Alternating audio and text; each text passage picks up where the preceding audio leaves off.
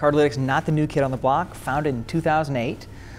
Two Capital One executives who I think, kind of innately understood the power of bank data, but along with that, the need to keep PII secure behind firewalls, and so they created a company that could work with banks, create a network for them, but yet keep all of the data and all the PII on the side of the bank behind the firewall. So you don't touch PII? We do not touch PII. If there's one critical thing I'd stress, it's in a world of PII, there are those who touch it and there are those who don't, and we do not touch PII.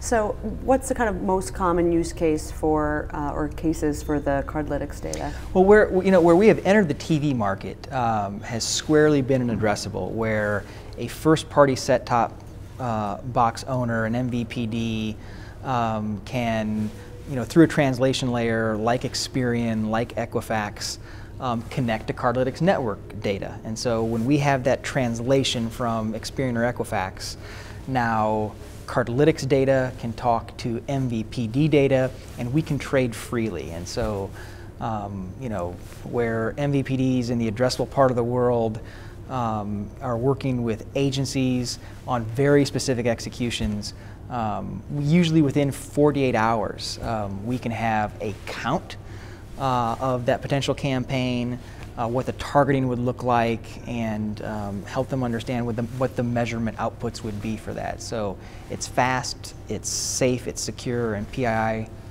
stays where it's supposed to. So targeting on one hand, measurement on the other. Right? Finding the people that the marketer wants to find through an agency. Right. And then being able to understand the impact of the campaign from a sales standpoint.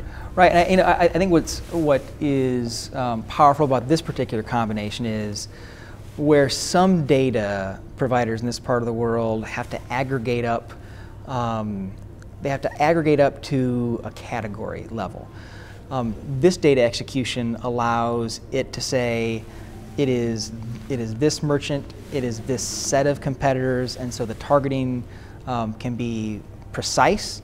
And then because the measurement is really, did this MVPD household, they saw this many times, and what happened over here when they used their debit cards, when they used their credit cards, when they wrote checks, or when they used bill pay, what came out of that. And so putting that all together and saying you can now work through the MVPDs to specifically target audiences or specifically target a competitive set, what came out of it.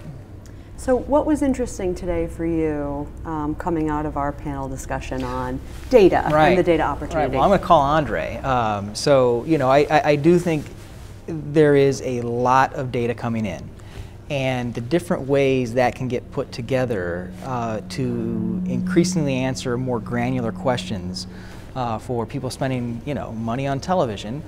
I think that it's really exciting.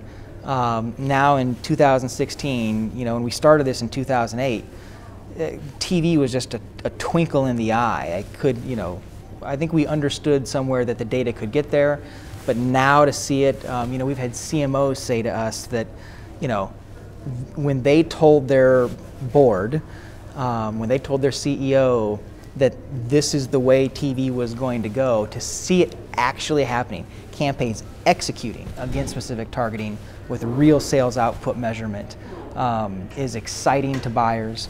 And I think when you take that into the world then across screen, it gets even more exciting. So I think all of the conversation around the next step, which is cross screen, how do you then kind of marry these two worlds, and both the targeting and measurement as we have in this execution, gets even more fascinating.